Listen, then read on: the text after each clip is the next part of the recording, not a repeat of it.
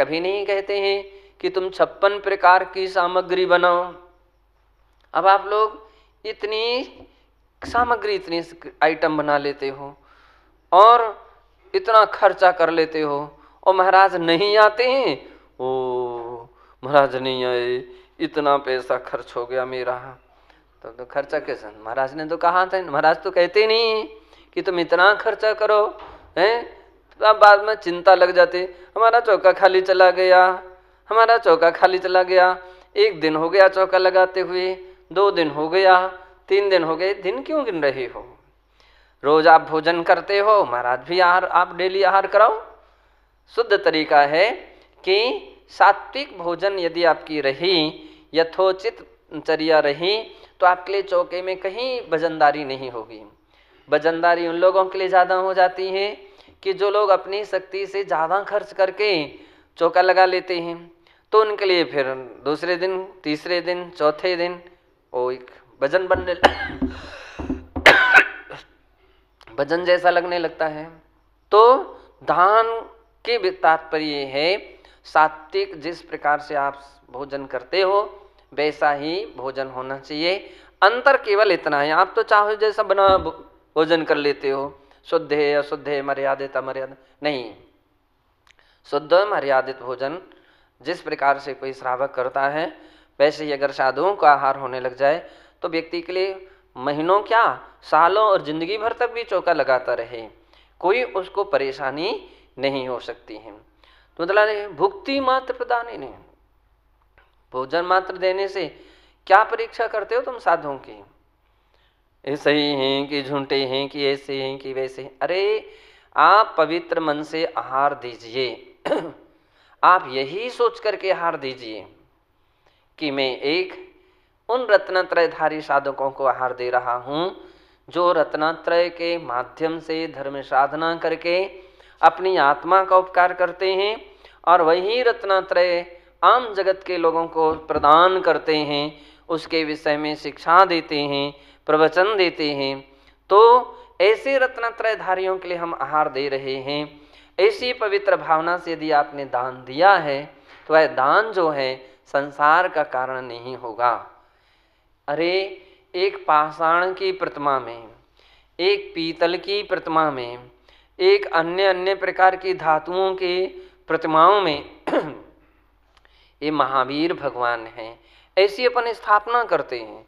पंचकलण के समय ये सर्प का चिन्ह, ये पारसनाथ भगवान की प्रतिमा है, हिरण का चिन्ह शांतिनाथ भगवान है, ये बेल का चिन्ह आदिनाथ भगवान। ऐसी स्थापना पाषाण की मूर्ति में कर लेते हो, जबकि पाषाण की मूर्ति अचेतन है और ये तो साक्षात चेतन है। तो हम उनके विषय में सम्यक दृष्टिकोण रखें। एक और ध्यान रख लीजिए, सत्य है हमारी भावना से हमको फल मिलता है, वस्तु से किसी के लिए कोई फल नहीं मिलता है। जो भी फल मिलता है किससे मिलता है? अपनी ही भावना। हमारी भावना कैसी है? ऐसे भी लोग हो सकते हैं भगवान के लिए भी कदाचित उसके अंदर में संदेह के भाव खड़े हो जाएं, तो अब उसके भाव गलत। भगवान तो सही हैं, तीर्थंकर हैं, अरहंत हैं, और उसके विषय में यदि आपकी गलत धारणा बन जाए तो भगवान के लिए कोई दोष नहीं है। दोष किसको आ जाएगा? वो भावना जिसकी गलत हुई है वो अशुभ कर्म का आश्रय बंद करेगा। और कोई गलत से गलत भी रहे, अपन को नहीं मालूम, लेकिन हमारी भावना सही है, अपनी भावना सही है, तो कहते हो उत्तम से उत्तम फल मिलता है, श्रेष्ठ फल मिलता है।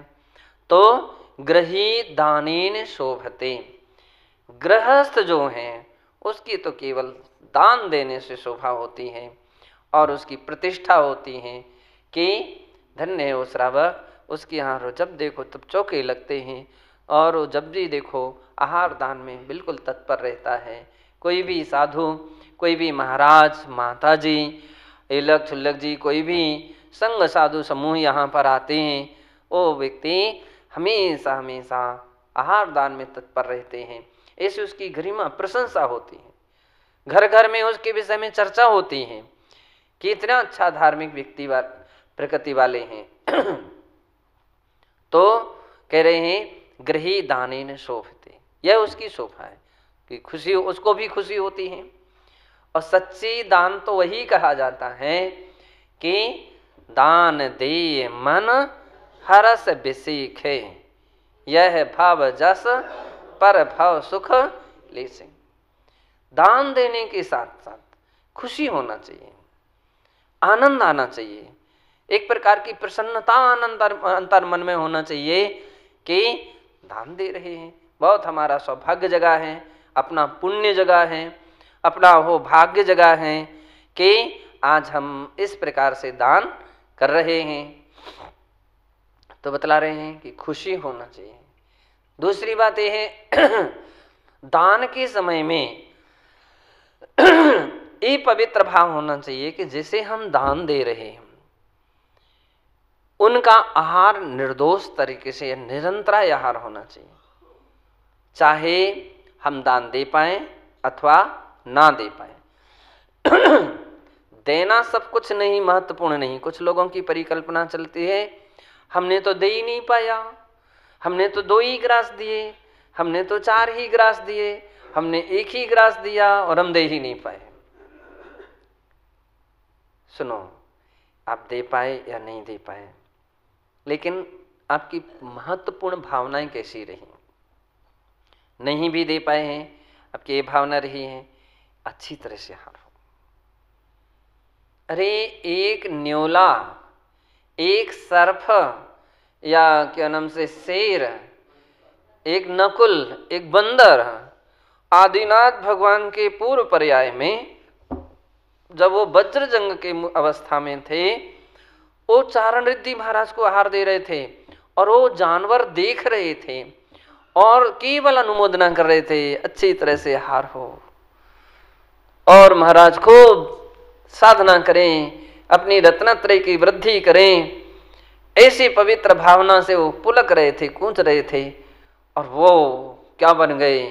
भरत चक्रवर्ती बन गए, कोई जय कुमार बन गया, केवल एक ऐसी दान की अनुमोदना से। उनके अंदर में कभी ये भाव नहीं हमने तो 1 भी ग्रास नहीं दे पाया।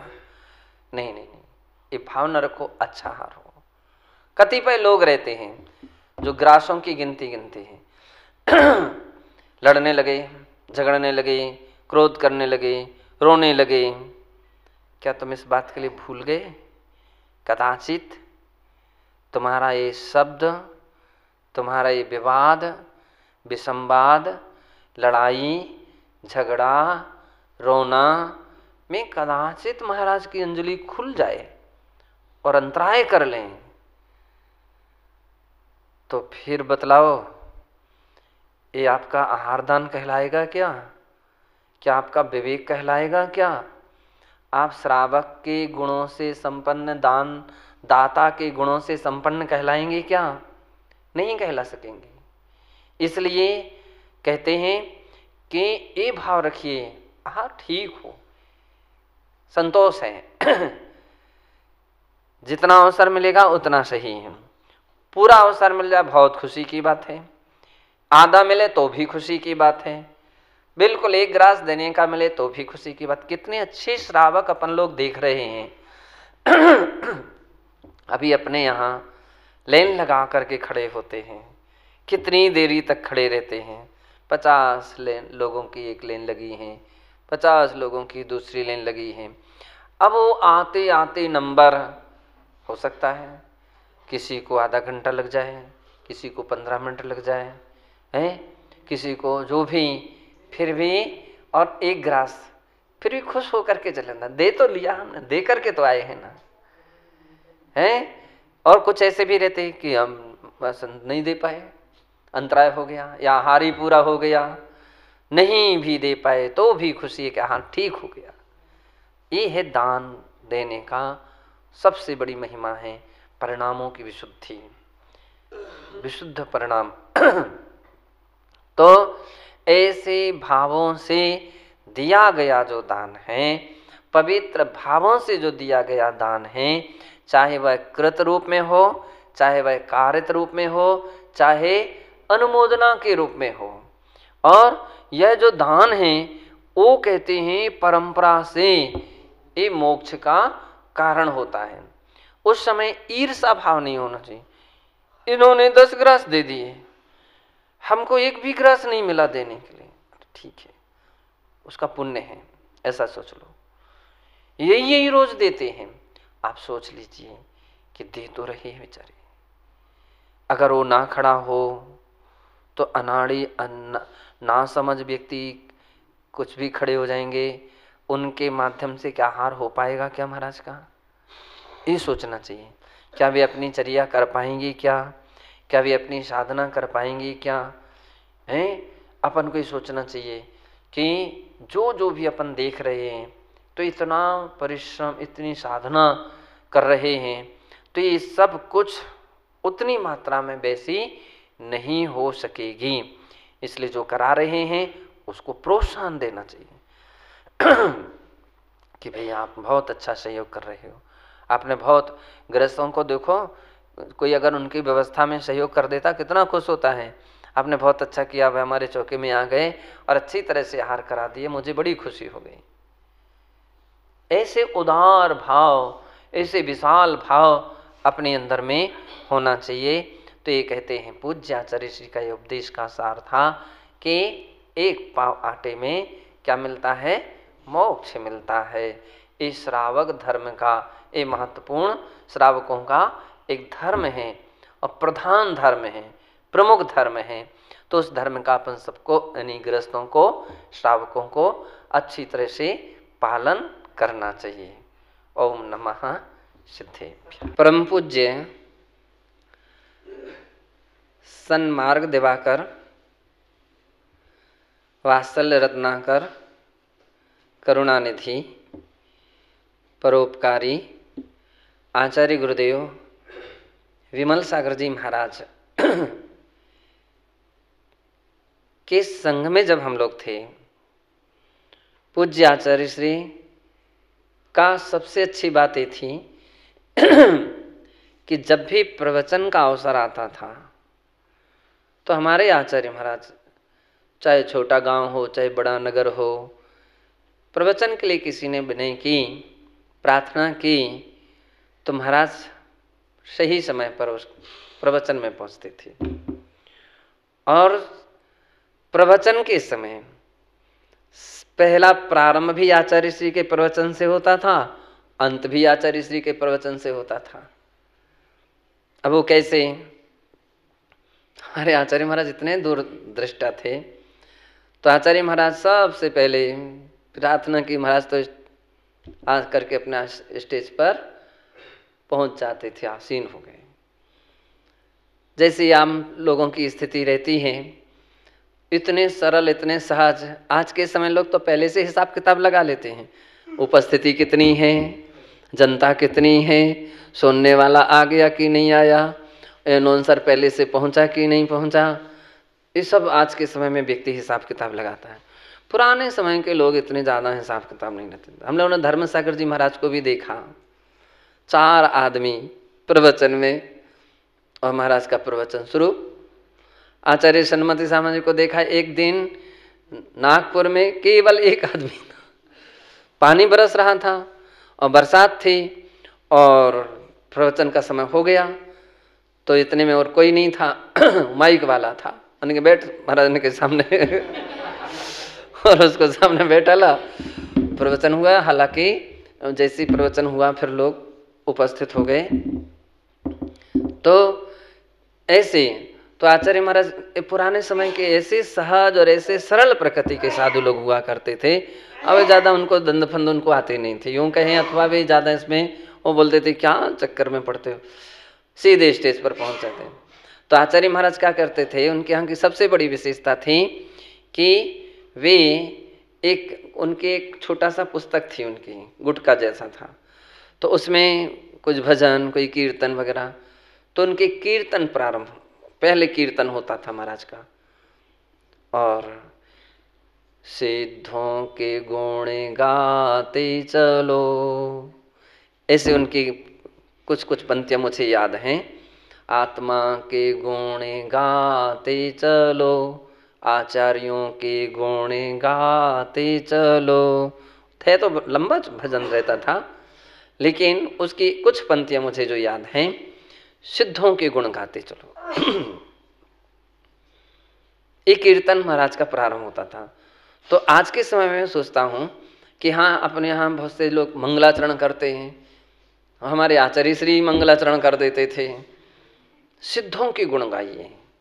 समेध शिखर जी में जो भी पूज्य आचार्य महाराज के चरणों में आता था और महाराज से प्रार्थना करता था कि महाराज श्री आशीर्वाद दीजिए कि हमारी समेध शिखर जी के पर्वत की वो वंदना है निर्विघ्न पूरी हो जाए।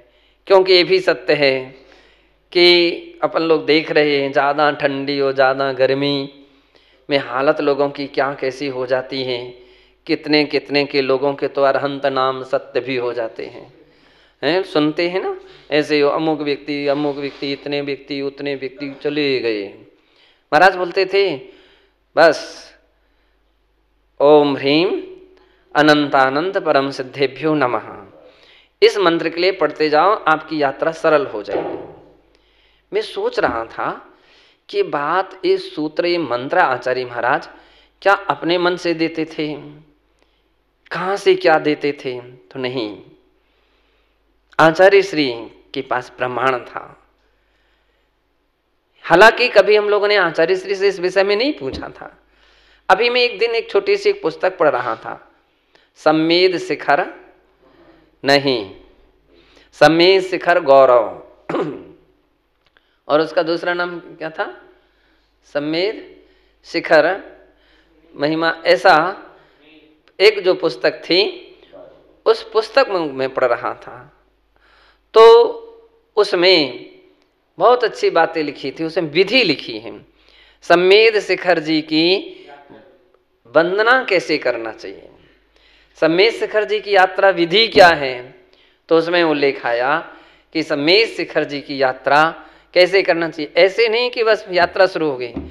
ये तो आज के समय व्यक्ति शाम को मन बना और सुबह रात्रि में गाड़ी पकड़ी और सुबह समेध शिखर जी। पुराने समय में समेध शिखर जी की यात्राओं की एक विधि रहती थी, विधि लिखी उसमें।